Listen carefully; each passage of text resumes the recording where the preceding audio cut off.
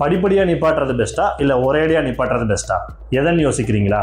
நீங்கள் ரொம்ப நாளாக சிகரெட்டை விடணும்னு நினச்சிட்டு இருக்கீங்க, ஆனால் அதை எப்படி பண்ணுறதுன்னு தெரியாமல் குழப்பமாக இருக்கீங்களா? இந்த வீடியோ உங்களுக்காக தான். வணக்கம், நான் டாக்டர் ஃபாசில், கன்சல்டன்ட் பல்மனாலஜிஸ்ட். நீங்கள் ரொம்ப நாளாக சிகரெட்டை விடணும்னு நினச்சிட்டு இருக்கீங்க, ஆனால் அதை எப்படி பண்ணுறதுன்னு தெரியாமல் ரொம்ப குழப்பமாக இருக்கீங்களா? அதாவது அதை படிப்படியாக குறைக்கிறதா இல்லை ஒரேடியாக நிப்பாட்டுறதான்னு குழப்பமாக இருக்கா? இதில் எந்த முறை சிறந்ததுன்னு இந்த வீடியோவில் பார்ப்போம். முதல்ல சிகரெட்டை நிப்பாட்டுறதுக்கு ஒரு 2-3 முக்கியமான வழிகள் இருக்கு. முதலாவதா சிகரெட்டை நாம உடனே நிப்பாட்டுறது. அதாவது இன்னைக்கு நாம இனிமேல் சிகரெட் குடிக்கக்கூடாது அப்படின்னு டிசைட் பண்ணி இன்னைக்கே நிப்பாட்டுறது. இந்த முறைக்கு பேர் கோல்டு டர்க்கி அப்படின்னு சொல்லுவாங்க. ஸோ நிறைய ரிசர்ச்சர்ஸில் என்ன சொல்கிறாங்கன்னா, இந்த முறை சிகரெட்டை நிப்பாட்டுறதுக்கு சிறந்த முறைன்னு. ஆனால் இதில் நம்ம கவனிக்கக்கூடிய விஷயம் என்னன்னா, எல்லாருக்கும் இந்த முறை பொருந்தாது.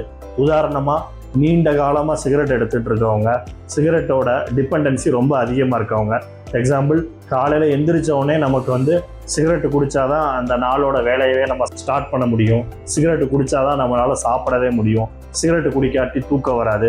அந்த மாதிரி சிகரெட்டோட டிபெண்டன்சி ரொம்ப அதிகமாக இருக்கவங்களுக்கு இந்த முறை பொருந்தாது. ஸோ நீங்கள் உங்கள் டாக்டரை கன்சல்ட் பண்ணி உங்களுக்கு எந்த முறை சூட் ஆகும்னு தெரிஞ்சுட்டு சிகரெட்டை விடுங்க.